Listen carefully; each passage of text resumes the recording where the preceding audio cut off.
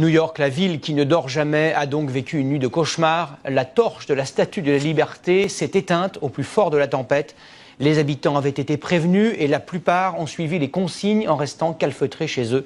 Mais la situation est encore chaotique, comme ont pu le constater nos envoyés spéciaux, Guillaume Debré, Bruce Frankel et Clément Biet. Tu crois qu'ils ont pu prendre des vêtements, ils ont pu partir? Ils n'en reviennent pas. Comme tous les New-Yorkais, ces touristes parisiens découvrent avec stupeur les marques que Sandy a laissées sur la ville. En regardant cette façade, on imagine bien que c'était très violent, ouais. Si les gratte-ciel du sud de Manhattan ont bien résisté, au sol, les dégâts sont considérables. En se retirant, les flots ont laissé derrière eux un champ de destruction qu'il va falloir nettoyer. On va y passer au moins la journée, sûrement plus. Je ne sais pas combien de voitures sont bloquées à l'intérieur.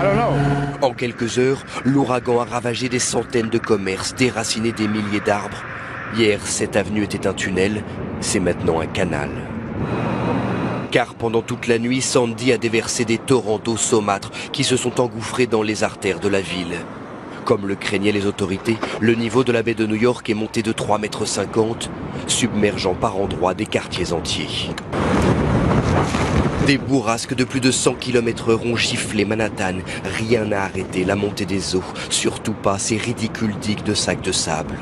Des milliers d'habitants qui avaient bravé l'ordre d'évacuation se sont alors retrouvés prisonniers des flots, avant d'être plongés dans le noir le plus total.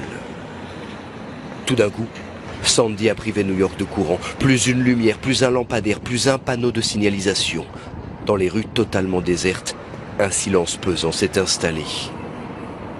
Les plus astucieux ont trouvé refuge au rez-de-chaussée de leur immeuble. C'est un secret de quartier, on a décidé de rester ouvert pendant Sandy pour accueillir nos clients fidèles.